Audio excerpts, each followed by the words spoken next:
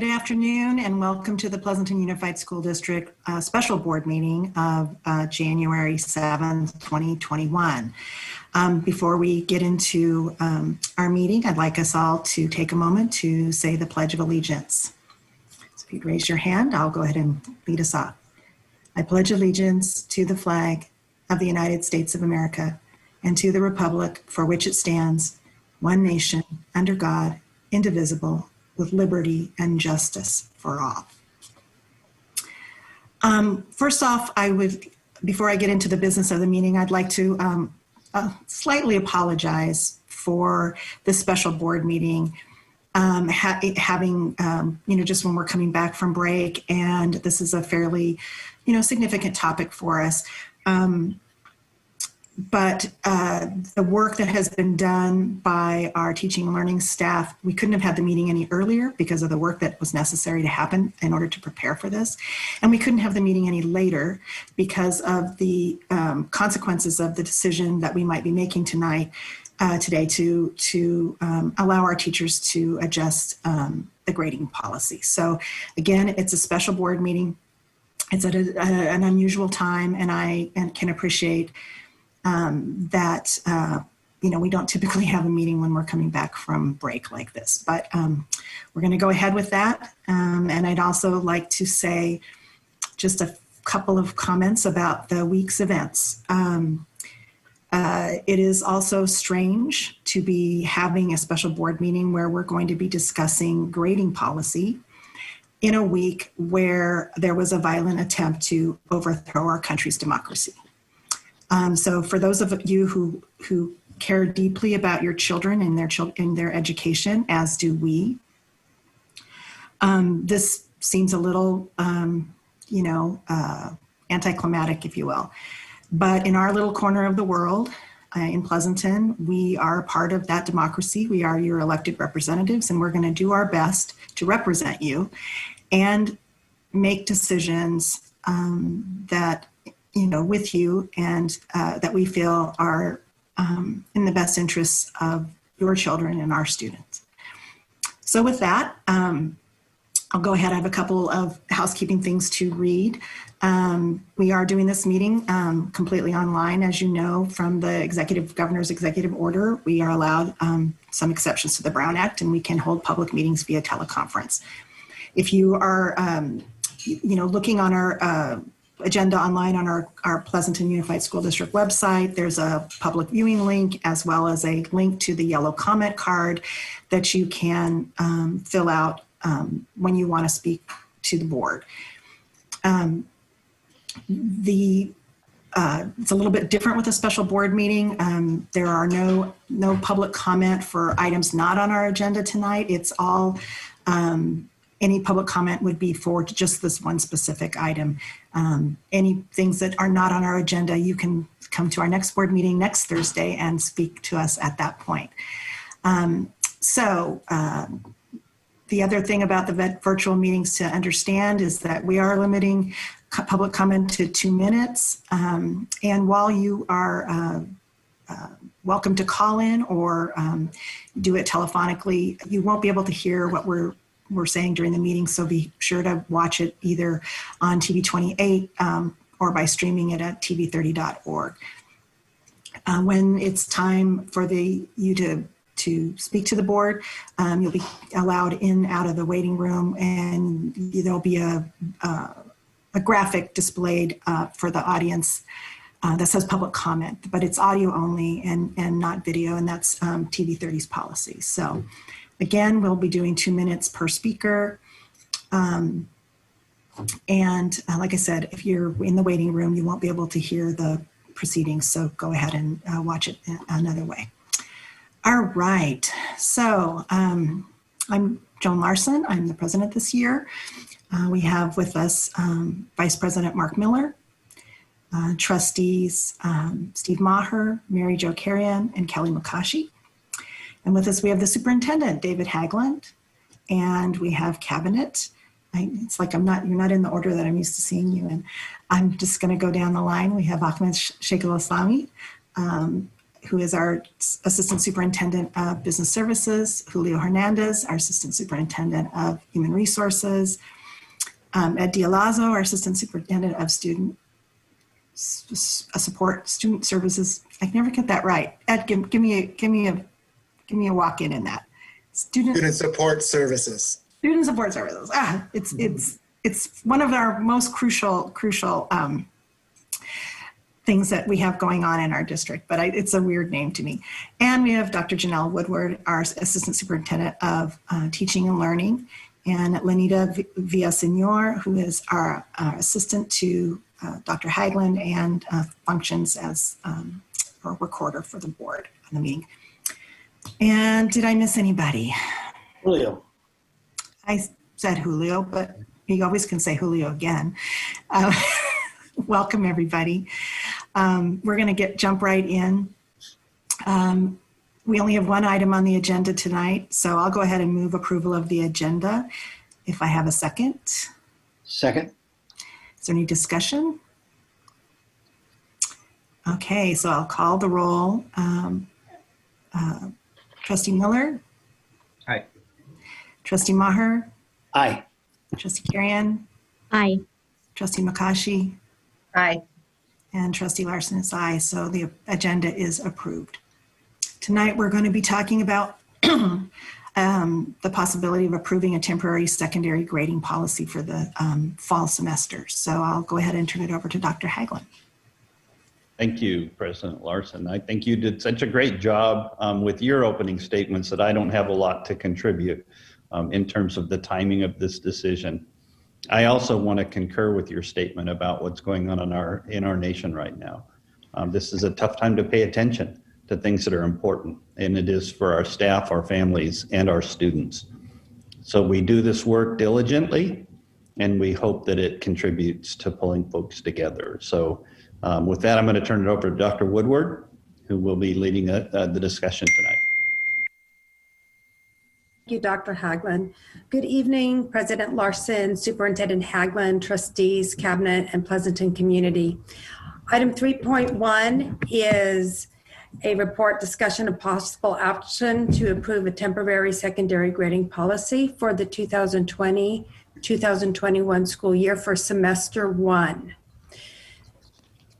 Tonight, we are going to provide the trustees with an overview of the beliefs of our district, background, data from quarter 1 that will help provide insight into the trends with student achievement, and then walk you through the proposed policy.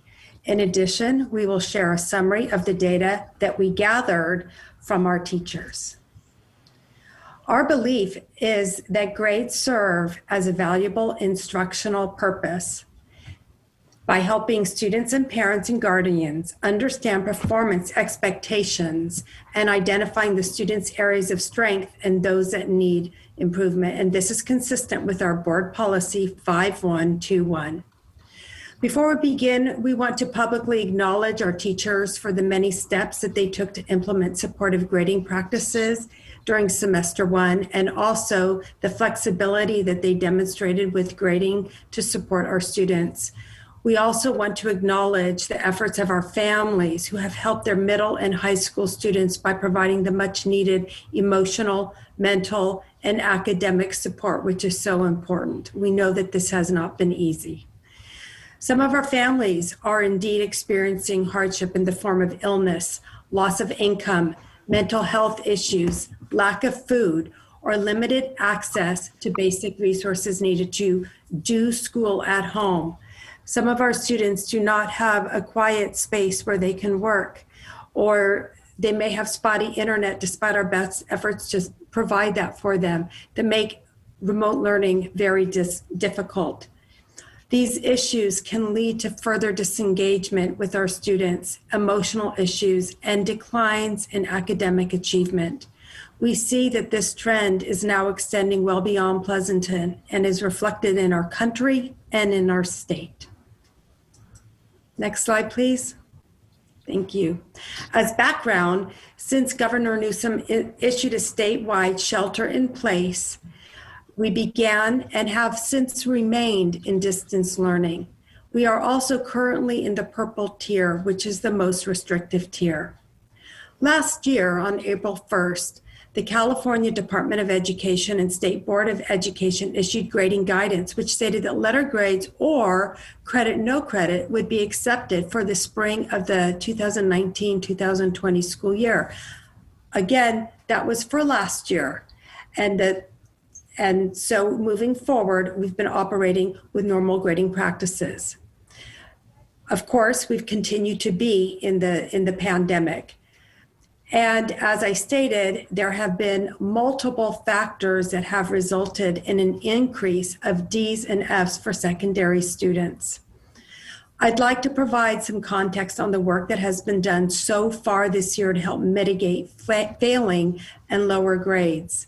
The Teaching and Learning Division and our principals and our vice principals began to analyze data as early as Q1 and continued that to this day. And that was also around the end of October, beginning of November.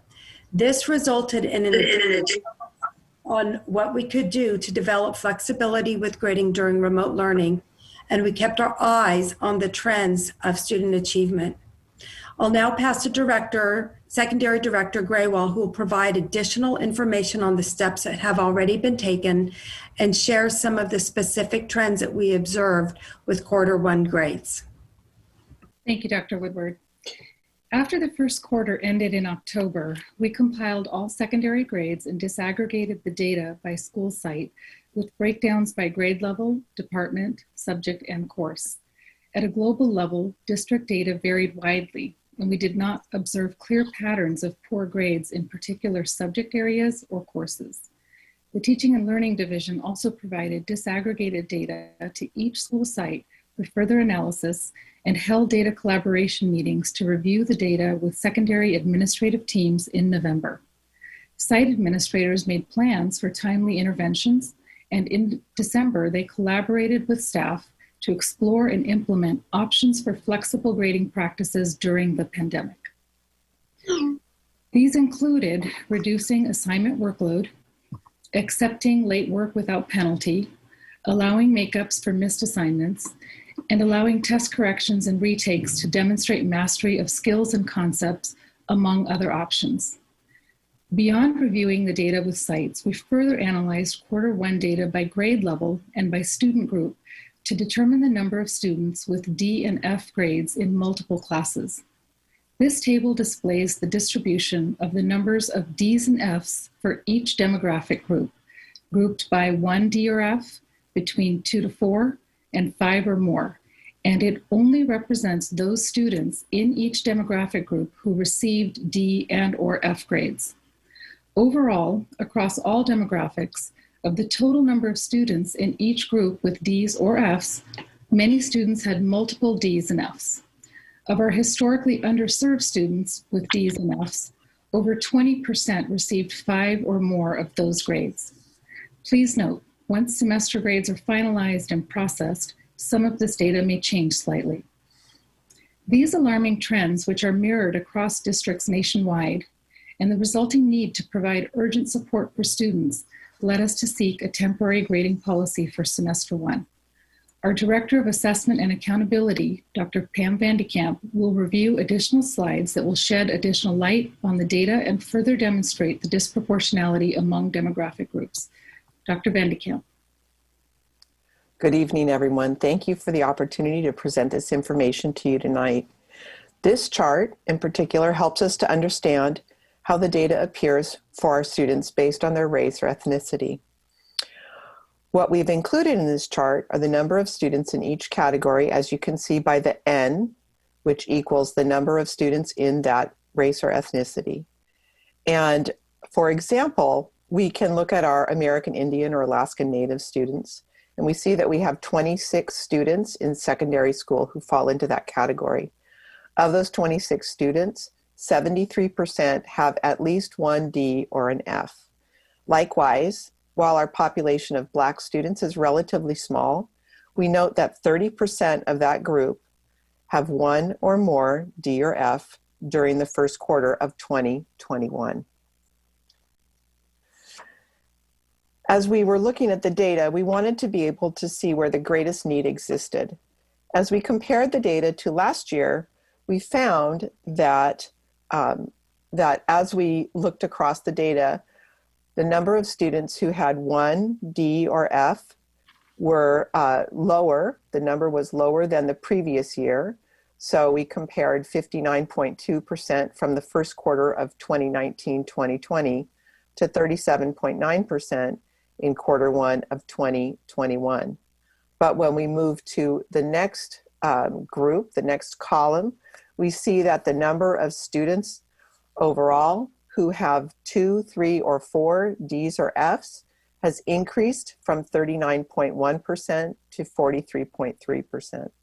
What was most concerning to us was to look at the number of students who have 5 or more Ds or Fs. So 5, 6, or 7. That went from 26 Ds or Fs overall, or 26 students overall who have 5 or more Ds or Fs, so 1.6%, to 342 students who have 5, 6, or 7 Ds or Fs, an increase to 18.5%. And so once we discussed this information, we wanted to present this. And so I'd like to turn it over to Dr. Woodward. Thank you, Dr. Van de Kamp. The next slide shows an updated infographic of the proposed grading policy. A draft of this was shared this week with teachers, students, and families. It has since been updated to include feedback, including that all students, including special education students who have IEPs and 504 plans, may benefit from this policy. It also includes our position that we recognize that not all students have had the same access and opportunity to excel during remote learning. As a result, we desire to provide students in grades 6 through 12 with credit, CR, in lieu of a D grade, and no credit, NC, in lieu of an F grade. This allows students who receive D or F grades to avoid the immediate impact on the transcript until the course is remediated. Additionally, we desire to mitigate the negative emotional impact that failing grades on a report card might have on the mental health of students during this pandemic. We know that educational literature reveals that children who feel they cannot recover from poor grades often begin to question their abilities as students and even the viability of their paths to graduation and their potential for college. Nationally, we observe that as students deal with feelings of isolation, loneliness, and depression, many have already began disengaging from school entirely. So our proposed temporary policy may help from shifting a student's self-perception from I am a failure to instead, I have some credits to make up. This policy is an opportunity to provide an additional layer of support for students who are struggling the most under these unprecedented circumstances during this pandemic. The Director Gradewell will take the next several slides, and these slides will explain in greater detail the policy and describe the input that we received from teachers. Director Gradewell? Thank you. So once again, since we recognize that not all students have had the same access and opportunity to excel during remote learning, we would like to provide our students in grades 6 through 12 who are struggling the most with the alternative of credit in place of D grades and no credit in place of F grades. Credit and no credit marks are not factored in a student's GPA. Instead, they serve as an indication of courses and credits that need to be made up for either graduation or college eligibility, as applicable per each student's need. We want to make it clear that this is not the hold harmless grading policy from last spring. Rather, as Dr. Woodward shared, this temporary policy would allow students with D or F grades to avoid an immediate negative impact on their GPA until they are able to remediate those courses, particularly for students with multiple Ds and Fs. Students who earned passing grades in courses and those who earned weighted grades in advanced placement and specific honors level courses will have those grades upheld and reflected in their GPA calculation. Next, I will share the process we followed to seek input from our teaching staff. We realize that the timing of this proposed grading policy was not ideal. However, Once the quarter one grades data was analyzed in detail and staff implemented flexible grading practices to further support students, national trends also began to emerge in December about the increase in failing grades and the resulting impact on the emotional well-being of students, which led to the impetus to propose action on behalf of students. At the same time, semester one grades still need to be processed quickly so that mid-year transcripts can be sent to colleges for seniors, eligibility can be determined for athletics, and second semester schedule change decisions can be made in a timely manner by site administrators.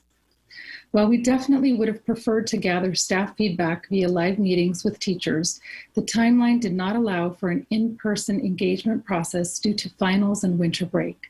We are very grateful to APT leadership for being willing to spend time during break engaging in conversations with us about this proposed policy so that we could address their questions and incorporate as much of their feedback as possible in the message.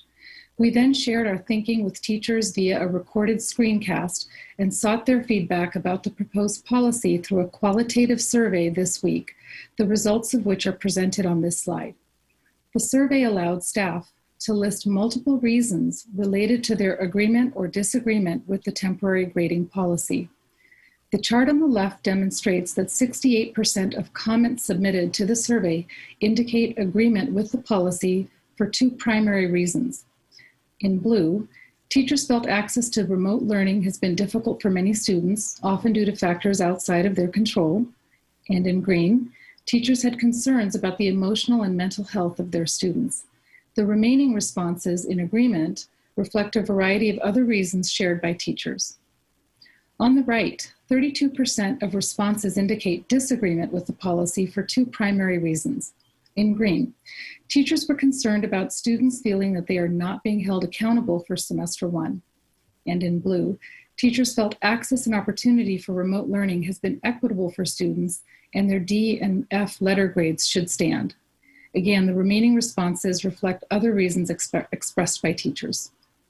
In summary, while the time to gather this feedback from staff was fairly short, a third of all secondary teachers submitted responses, and a majority of comments received indicated support from staff for the temporary grading policy. With that, I'll pass back to Dr. Woodward to discuss the timeline for the policy. Thank you very much, Director Graywall. So the deadline for teachers to submit grades was extended to Tuesday, January 12th. And this allows teachers time to make any necessary adjustments to change D and F grades to credit or no credit marks pending tonight's board decision. It is also important to note that semester one ended on December 18th. Final marks will be viewable in Q on Friday, January the 15th. I'd like to assure the community and the trustees that we are working on a credit recovery plan to help high school students with credit recovery for semester one courses for students who receive no credit marks and or to remediate courses with credit marks. This spring, priority will be given to seniors who need to retake courses in order to make high school graduation requirements or meet college admission requirements. As well, summer school will be offered in order to help high school students earn letter grades for classes that are reflected as credit or no credit for our core classes. If the graduation requirements are not remediated over the summer, high school students in grades 9 through 11 will need to retake the courses in the following year. Middle school students who receive a no credit for a higher level math class may need to retake these classes later on. We will continue to keep the trustees updated through ongoing written communication regarding the next steps for our credit recovery planning. We realize that time is of the essence and our planning efforts do reflect this urgency. So this concludes our presentation. Are there any questions that we may answer for the trustees? I would like to start off by can we go back to the slide, which is the comparison of quarter one numbers / percentage of Ds and Fs? Just to, maybe no one else has this question, but just to be clear for the public, these are not we do not have 18.5% of our entire student body with 5 or plus Ds or Fs. These are percentages of the students who have at least one D or an F. of where they fall, not percentage of our entire student body. Is that correct? Yes, that is correct. All right, thanks. I wanted to clarify that. So with that, I would open it up to questions from the trustees. We'll go ahead and you guys can ask your questions, and then after that, we'll take public comment. Does anyone have a question they'd like to ask? I have a couple of them. I'll wait to ask some other ones.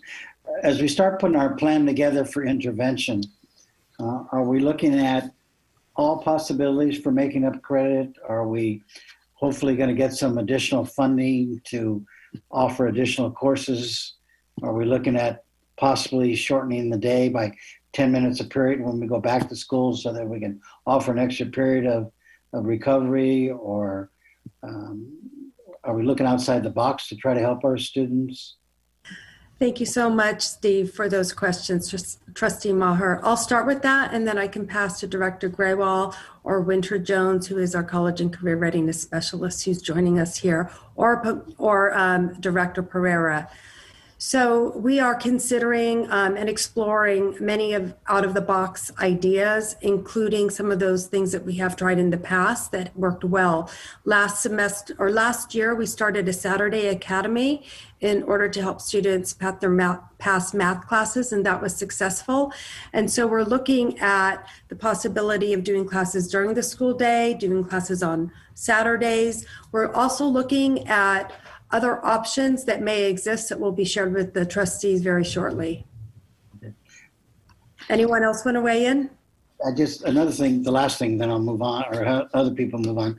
Are we looking, when we look at all those options, are we including teachers and parents on a committee to look at different options and get feedback? That is absolutely something that we can do, and we would benefit from that. We do have some meetings next week with parents and with students, and so we can continue to explore their input on this as well. Thank you for that. Thank you. Mary Jo? I would just like to piggyback on Steve. I like the idea of including more voices, and I'm wondering if there's some way to maybe survey students in general to say if they have any suggestions at this time, what would help them. And then my question was, this data doesn't seem to be separated between high school and middle school. And I kind of think that middle school is more of you're learning how to get your grades, you're learning how to, I don't know how much difference it is, and if the students and teachers would have more impact, maybe the second trimester, to maybe have them have a different option. I don't know how much it's different between middle and high school. Thank you. I will speak to that for a moment and then pass to Director Graywall. We did compare the trends between middle school and high school. We also looked at trends with our classes, and we looked at trends across sites. So we have done a very thorough and deep data dive in order to explore what was happening with our students. Again, I'd like to reiterate, this is Q1 grades and not final semester grades, but we're also keeping our eyes on those trends. One thing we have heard from our middle school teachers is that as we head into the second semester, if there are going to be any changes with proposed policies for that, they would want to engage in further discussion to make sure that it's really applicable for the middle school students at that time. The only thing that I would add, Trustee Carrion, is that the trends were very similar for middle school and high school. Thank you. Thank you. Mark or Kelly, do you have any questions at this point? A couple things. First and foremost, I wanted to thank Dr. Woodward and Dr. Haglund for the in-depth information that was sent over the break and all of my analysis questions on subject matter trends and analysis of the demographics. I really dig into the data sometimes, and I really appreciate the amount of time and depth and thought that had been put together for this presentation. One thing that I'm thinking about in my mind is the why, and really digging deeper into what are some of those contributing factors that have really pushed the students over the edge to fail in the first place. I know you mentioned that there were some contributing factors highlighted. Have you had a chance to interview some of the students who are failing or had failed, gotten to the D's and F's, and what input or information did you get from the students and staff with that information? So I haven't held, thank you so much, Trustee McCoshy. I have not held formal interviews, but I can tell you through some email correspondence, I've been interacting with some of our students. I've received several different emails from students thanking us for this proposed policy. And I'd also like to make it clear that this policy was shared with students. And so that is why we were accessible to them. So some of them had some questions about second semester, but overwhelmingly they were very thankful for that. And so would you like more information? So to clarify, I'm curious on, for example, was it, students got 2 zeros or late homework? I know there were some modifications made, but I'm really curious on, at what point did the students, was there no point of recovery for these students? Because I think that would be really important as we move into semester 2 to, as already mentioned by Trustee Maher, about early intervention protocols moving forward to try to help catch the gaps from other students. So we catch them really early on. So that'd be something, and you may not know right now, but it'd be something definitely to dig a little deeper into some of the root causes of what are causing the students to get to that point of no return. Thank you for that. Will do. Trustee Miller? Yeah, so first question I had is, maybe this is for Winter Jones, is what effect does a credit have in terms of college admission or eligibilities, where in terms of like state and UC and that type of thing? Yeah, that's a great question. So last spring, when we had this policy, when the pandemic hit and the schools closed, the UCs and the Cal States agreed to look at the CR basically as a passing grade, a C-, and they would consider that subject area fulfilled. This year, for this semester, I know on the Cal State application, students always have the option to select credit, no credit, or pass fail on the drop-down menu when they enter their courses and their grades.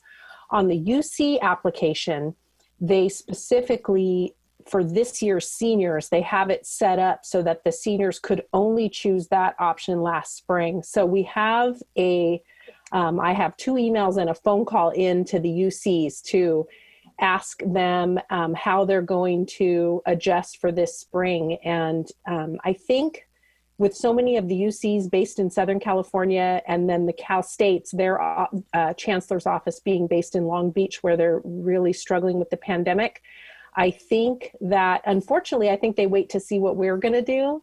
They seem to be a little bit later on the reaction, but I'm hoping to get a response from them so we can see if the CR is going to be accepted on the UC application. We know it's accepted on the CSU application, so we'll see if it's going to be accepted on the UC application. And our school profile for last spring denotes that the CR does equal a D. So counselors were still advising those students to remediate that course in summer school if it was a college entrance requirement. But the nice thing is it doesn't affect GPA in the meantime. Thanks. Then a couple of just housekeeping things. So the survey of the teachers that was presented, is that just secondary teachers or was that, yeah, okay. And the credit, no credit option, is that an option, or would we just generally go through and change all D's to CR and all F's to NC? It becomes very problematic if we're having students choose grades or credit, no credit. There's just great possibility for error. Yeah. And so we're looking at it being a policy that would apply to all D's and all F's. Mhm. And I just said, this is a weird question too. I guess that answers this question, which is if you had a C and you chose a CR instead of a C because you didn't want it to affect your grade point average, that's not really an option. Right? Okay. And then, so just as a sort of I mean, maybe it's falling on Trustee Nakashi's question, which I thought was a really good one. And that is, since we have so many students who fall into the 5+ category, that says to me, they're probably, in many cases, not coming to school at all. It's not that they're getting 50 or 60 points on a test. They're just not engaged. Is that fair or?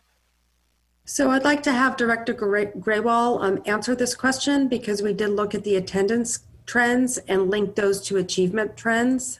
Director Graywall?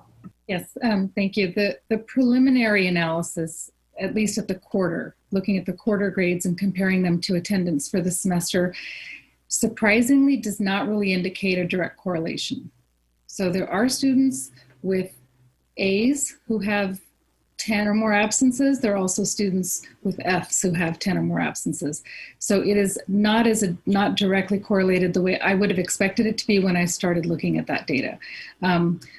Again, because student attendance is based on engagement and under the rules of SB 98, if a student isn't present for an entire Zoom session with the teacher, but connects with the teacher at some point during that school day, that student is marked present.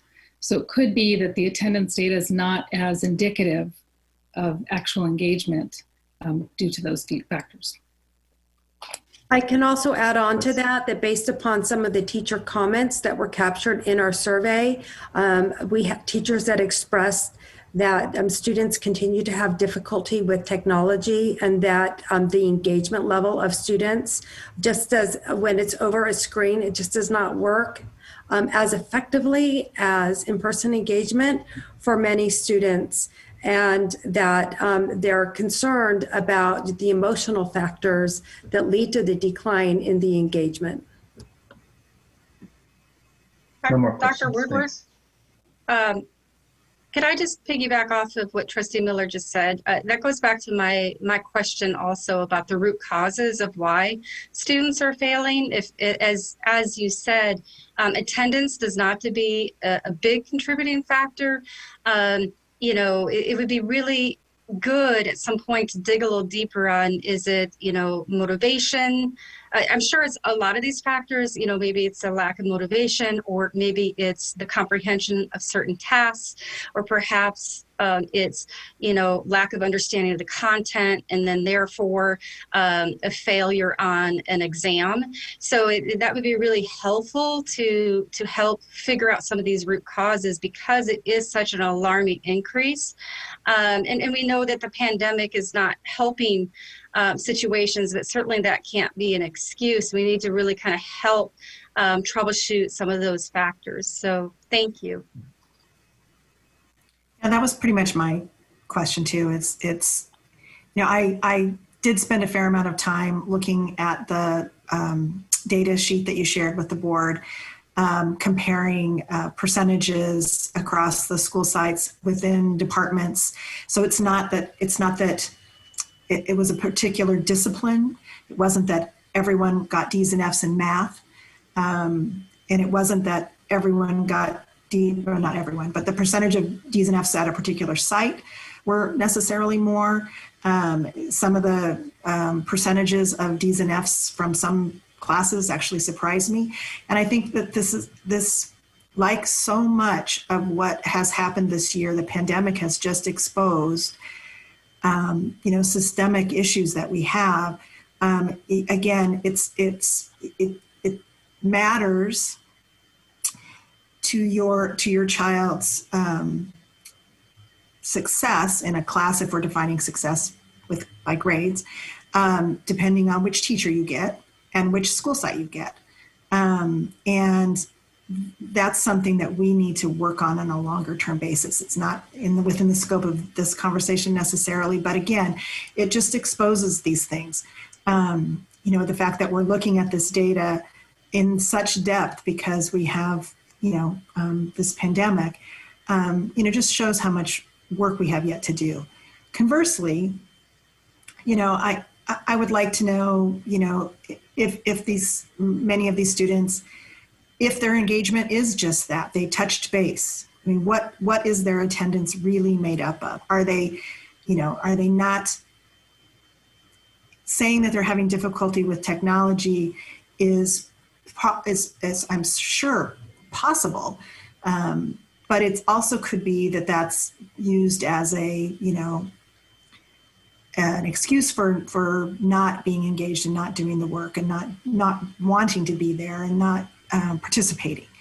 And so I guess I would say what we've gotten several emails, and again, like every decision that we make that affects, it's very important. We get lots of emails both ways. But, what do we say to the family whose student has been struggling and really, and they've received a C when they're normally an A student, but they had the same troubles with technology or accessing the curriculum the way that they had before, or maybe they have special needs and their special needs weren't accommodated appropriately in this process, but they got a C. So we are working with our most vulnerable, and I understand that. But what do we say to the parents for those students?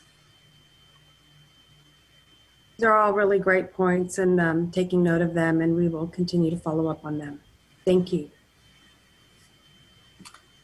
Steve, did you have another question? Yeah, I was going to ask, I think you touched on this, Dr. Woodward, but are we going to look at second semester, because the pandemic is still kind of raging here, and by the time we get back in, I'm not sure when that timetable is, but I don't want to really go to the end of June or end of May and say, oh, son, we got to have another meeting and do what we're doing tonight.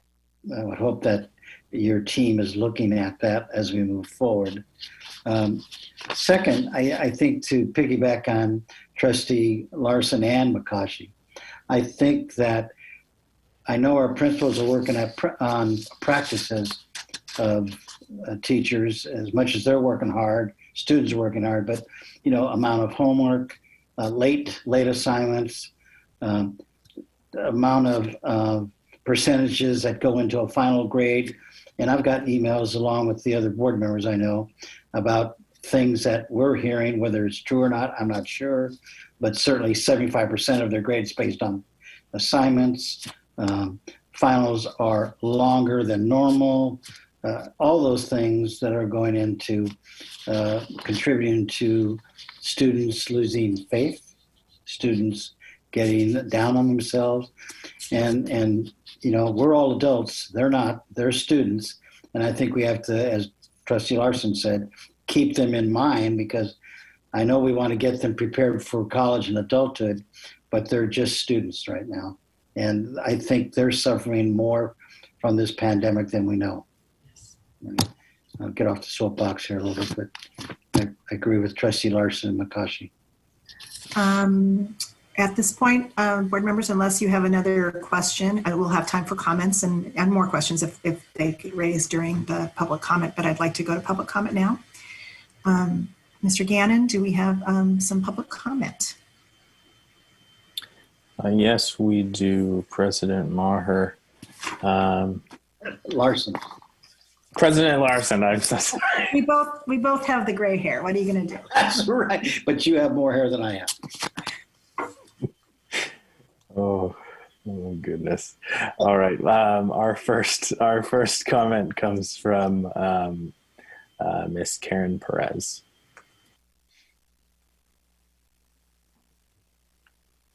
Karen, if you're with us, go ahead. I am here. Can you hear me? Yes. Great. Thank you for having me today. Thanks for hearing my comments.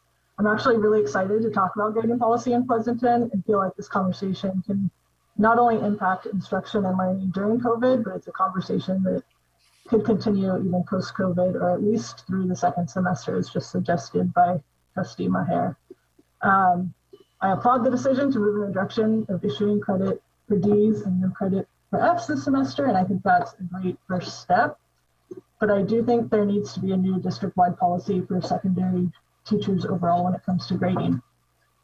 I agree with Trustee McCaughey in looking into the root causes of these grades. And as we know, it's not linked to attendance this past semester, and that further solidifies why I'm here. Because I believe that one of the root causes is the toxic and antiquated grading practices that we have in our district. As the teacher response to that survey suggests, teachers in Pleasanton are caught up on being concerned that students would feel that they're not being concerned that students aren't held accountable.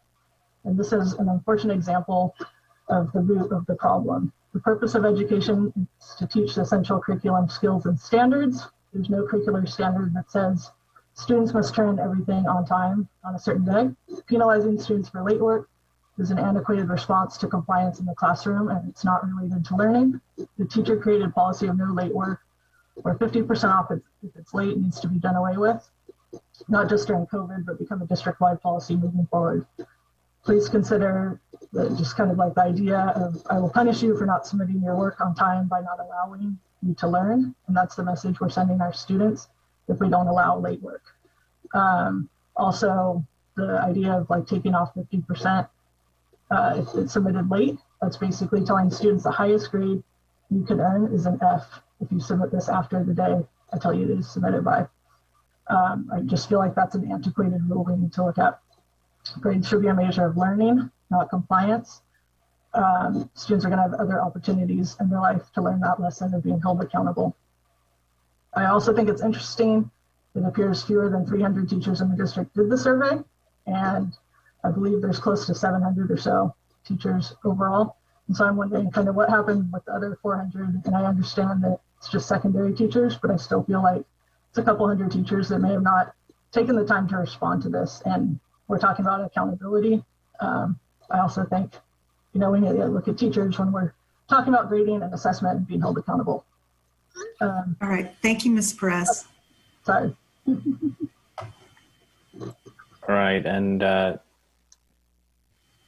next we have Miss Jenna Hewitt-King.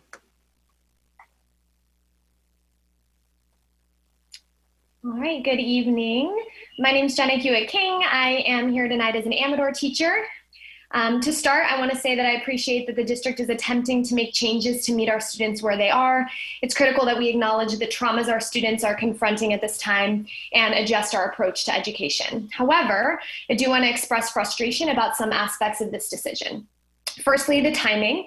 Many teachers told district leaders and board members, both at the end of last school year and at the start of this remote year, that grading policies should be adjusted to meet the moment. And those suggestions were ignored. There was never an opportunity to have a meaningful discussion about how to assess our students during a global pandemic and a national reckoning with systemic racism. Even in the survey sent to teachers this week, the questions and options pigeonholed us into either supporting this for only the reasons the district believes or not supporting this for only the reason the district believes. And this does not demonstrate genuine data collection. Additionally, I want to make sure that all of our district leaders understand that this decision is not one that's rooted in equity. Equity is not further marginalizing our struggling students and students of color by only adjusting grades for them and adjusting them in a way that doesn't hold them harmless. Rather, equity would be leveling the field for all students and completely eliminating letter grades during this global crisis. There has been a repetitive excuse that colleges won't accept these grades, which is not only untrue, but does not fully capture the state of the global pandemic. Lastly, I want to ask that district leaders not exploit our students' struggles with mental health in an attempt to garner support for this or any other policy. The work we need to do to help heal our community from this crisis and the many crises our students have confronted before goes well beyond what can be voted on in one board meeting. Please do not simplify the mental health needs of our students. I recognize the proposal for semester one is late and may have its limits, but moving forward, I hope that a decision for second semester is made that keeps equity at the forefront of the conversation. It's well overdue time that our district recognize we have to take uncomfortable leaps in order to be actively fighting against the systems of inequity and violence in education that are actively harming our students. Thank you.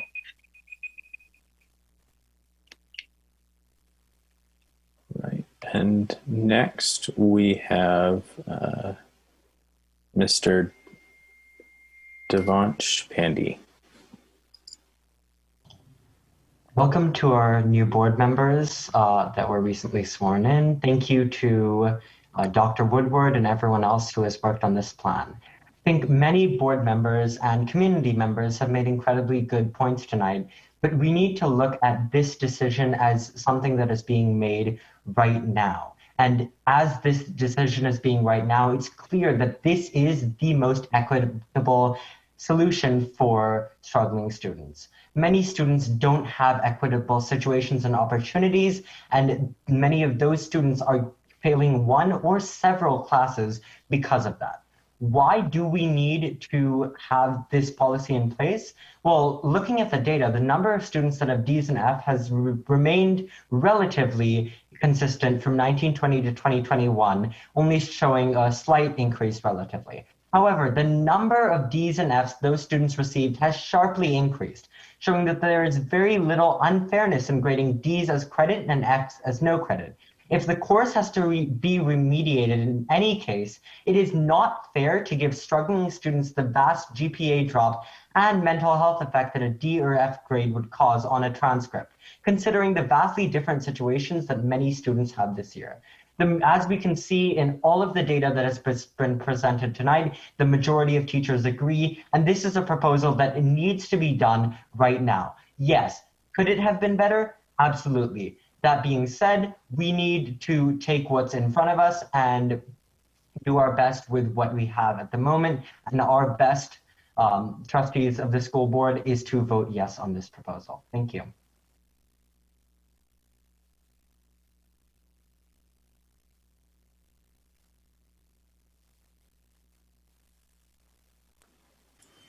Mr. Gannon? Okay. All right, and next we have Mr. Sam Weaver, and Mr. Weaver will be followed by Michelle Verkylen. I believe that is it for tonight.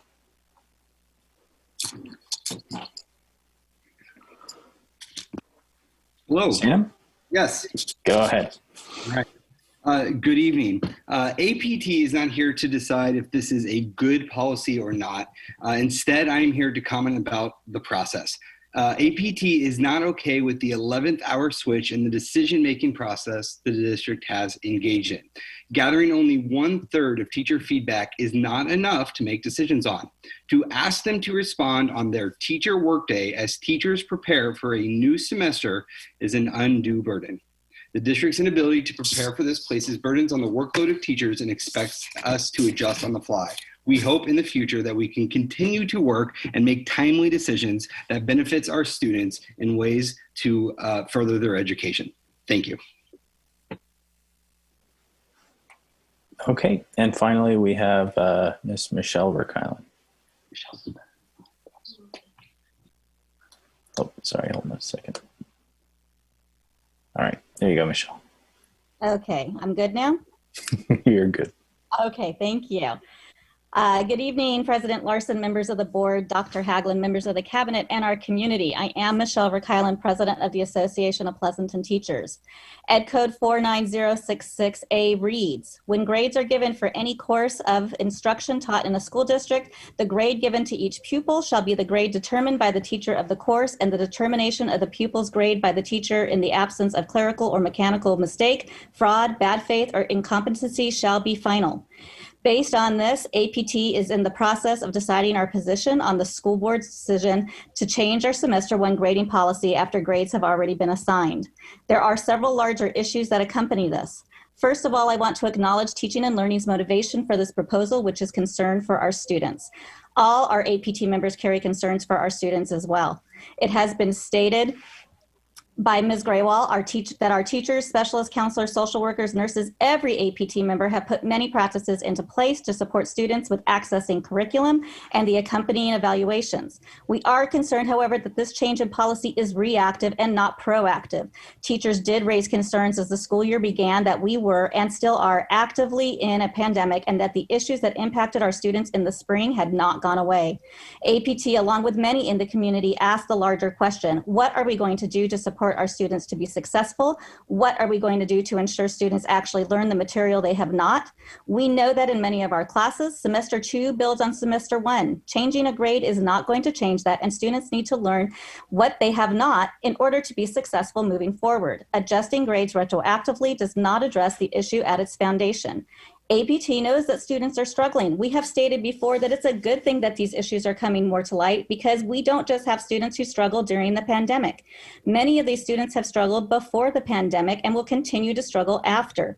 Please don't forget these children once we're back in our brick and mortar classrooms.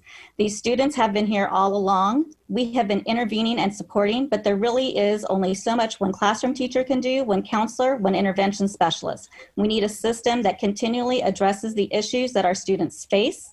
What are the real, long-lasting, meaningful changes Pleasanton Unified School District can make to support our students in being more successful? We continue to need to address not only our children's academics, but their emotional health as well. APT has repeatedly asked for our district to work towards meeting professional organizations' recommendations for students to staff ratios. Recommendation caseloads for counselors are 1 to 250. Our contract for high school is 1 to 585. Our elementary has no guarantees for counselors at all and currently operates at 1 to 1,250. We have similar issues with our staffing for nurses.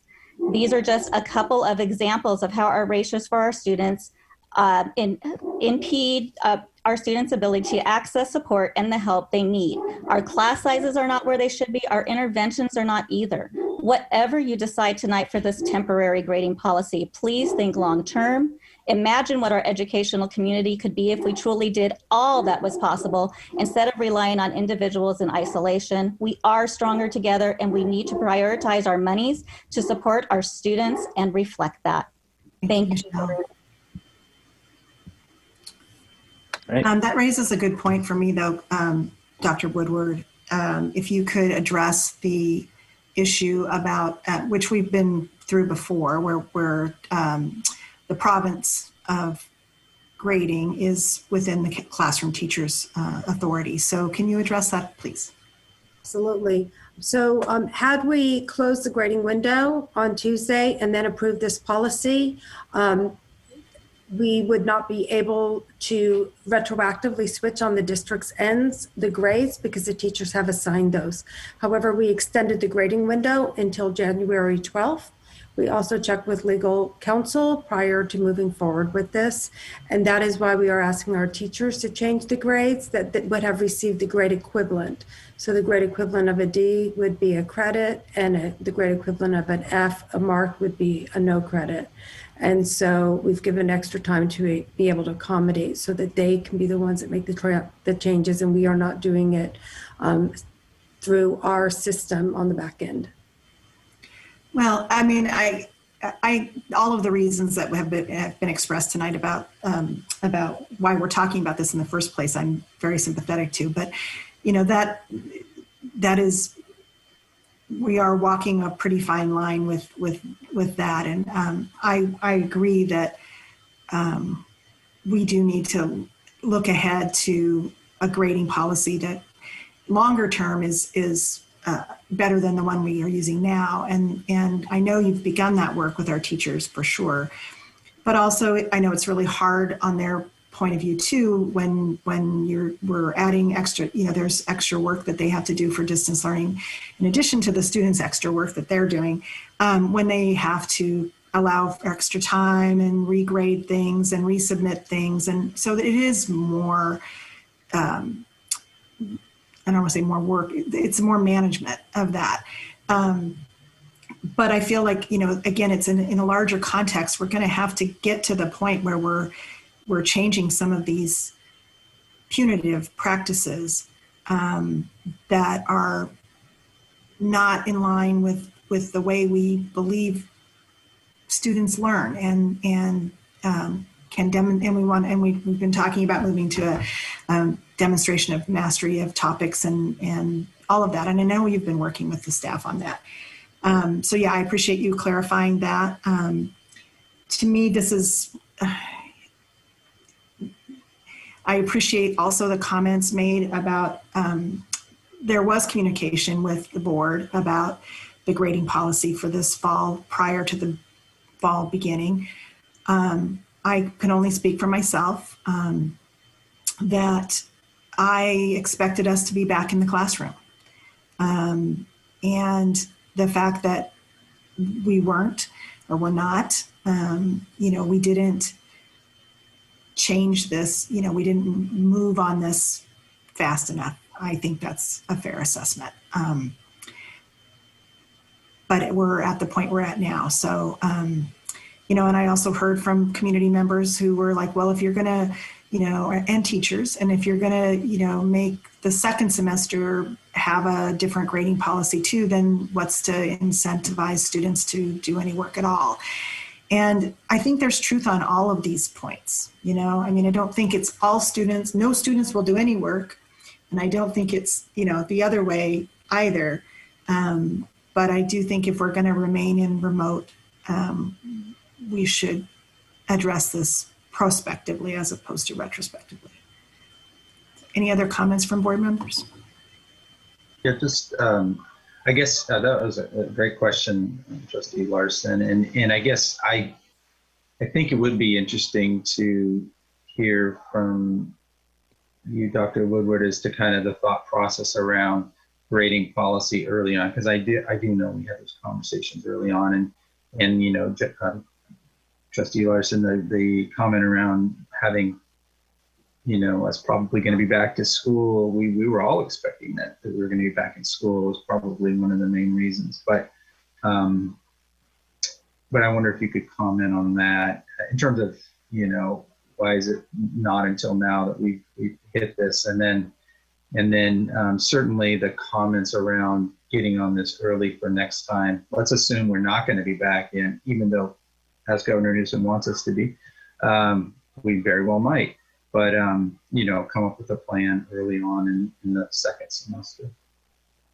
Thank you, Trustee Miller. So early on in the year, we were trending towards yellow, and it looked like we would be returning to the classrooms relatively soon. And so that gave us a sense of optimism that we'd be able to have our kids on campus.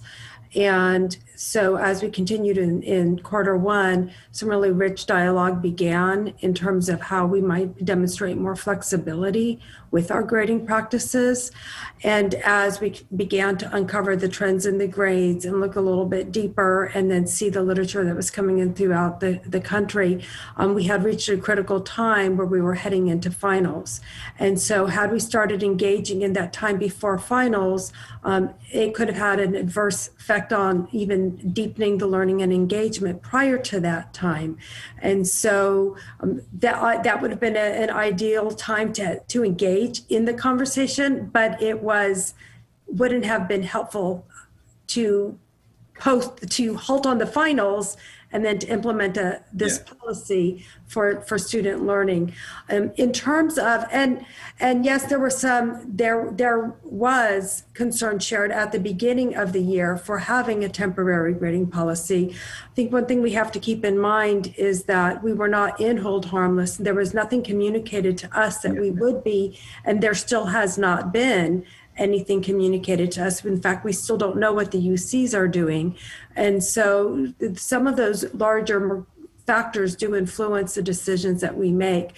Going forward, we do have an opportunity, learning what we've learned this semester, to engage in dialogue with our secondary faculty. We have about 450 secondary teachers.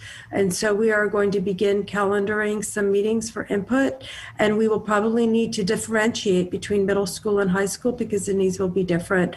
We also hope to be able to more closely examine what we could do on the grading practices end in order to maybe consider different baselines or basements for grade books. To look at our practices with homework, other things that our teachers have already began to do. So we did not want to bring a board policy for second semester tonight because we felt like that we wanted to engage with our stakeholders, our students, and our teachers prior to making that decision long term. Does that? And isn't it? Yeah, no, that's a great answer. Thanks. And isn't it fair to say that as we started seeing trends that were not what we wanted to see in terms of grade, that we were trying to take actions at the teaching and learning level to try to improve grades and try to assist students in need and that type of thing? And I mean, I felt like we were really actively trying to not have as many D's and F's because of the actions we were taking. Isn't that true?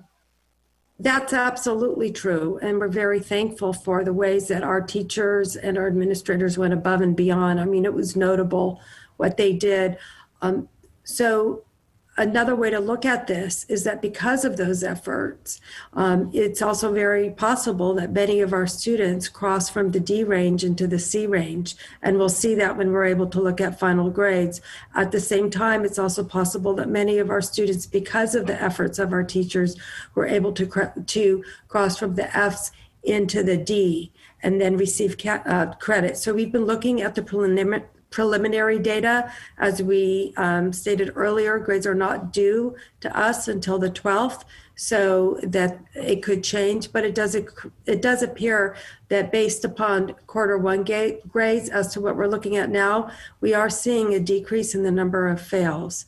So I don't think that all of those efforts have been for naught. I believe that they still have resulted in students being able to improve where their grades currently were moving into the end of the semester. Yeah, so I mean, I realize what a simple problem this is to solve, but you know, I just do want to say that, you know, there's no perfect answer here probably, right? And, you know, if we had looked in the rearview mirror, maybe we would have done things differently earlier on or something like that. But I do very much want to state how appreciative I am of the mindset that you brought to this. I mean, you and everyone who spoke tonight, one of real care and concern for our students. I was really actually pleased with the direction this went. We had talked about some other alternatives before, and I think this is probably a good one. So, you know, I do very much appreciate where you guys came from, and you know, the intentions were only good, and I think that's great. Thank you. Trustee Carrion? I just want to add that I agree with my trustees that going forward, we need to have more meetings about equity issues and mental health. And I'd also like to include teachers and families and students. I think students' opinions are very, very important. And so I'm hoping that we can get on that hopefully soon. I think we have two issues we're talking about what's happening tonight. We need to make a decision tonight and then in the future. So I think if we can differentiate those. Thank you. Trustee Maher? I just want to say I'm glad we're keeping student focused and what's really best for them, especially their emotional. And then I would like to just commend Dr. Woodward and her team. I know they did not get a winter break. They spent daily time working with this. So thank you very much, Dr. Woodward, and Marta and your team. I appreciate it. I know the whole board does. Trustee McCoshie. Yeah, I'd just like to applaud once again Dr. Woodward and your team for the comprehensive information that you provided for tonight. I would just like to reiterate that I do agree with President Larson in that, you know, looking forward, I would love to see within the next couple of weeks an early intervention strategy plan for targeting students who are failing in semester 2 to really help those students early on before it gets too late and they feel like they're going down that slippery slope of never return. And I do know that, you know, I appreciate the honesty tonight, talking about looking forward, grading policies. You know, you actually provided some really good articles that I know you shared with administration on, you know, how to really look at standards-based assessment grading. To really go to your motto, Dr. Woodward, did the students earn it or learn it? You know, I really feel that that's really important to remember, because grading should not be punitive. It's really to assess what students have learned. And so I do feel that whatever we decide tonight, it's going to have a positive trajectory to really keep that in mind for our students, because that's at the forefront, so that our students are feeling that success. So just some of my other thoughts to what's already been discussed. All right. Well, do I have a motion tonight? I'll move approval of the proposal. Second. All right. We have a motion and a second to approve staff's recommendation for the temporary secondary grading policy for the 2020-2021 year. First semester. Any further discussion? All right, seeing none. Trustee Miller? Aye. Trustee Carrion? Aye. Trustee Maher? Aye. Trustee Makashi? Aye. And Trustee Larson, aye. Motion carries 5-0. Again, I reiterate what everyone has said, and thanks for the students who emailed us and the families. It's like a lot of other things that we see. There is, differences of opinion about even how the same classrooms are going from a teacher's perspective and from the student's perspective. And as we move forward, I hope we can close that gap so that we're all on the same page with, I really liked what Kelly said, that Janelle said, the earn it or learn it phase. And I hope we can get there in Pleasanton. So next meeting for us, January is a crazy month. We have a meeting every Thursday. Our next regular board meeting is next Thursday, January 14th, open session as at 7 p.m. And thank you all for tonight's presentation. Dr. Haglund, do you have any closing comments? No, just thank you everybody for taking the time to meet. All right, board members and cabinet, if you would, are we going to use the same Zoom? Are they going to remain for the picture, or Mr. Gannon, are we joining a different Zoom?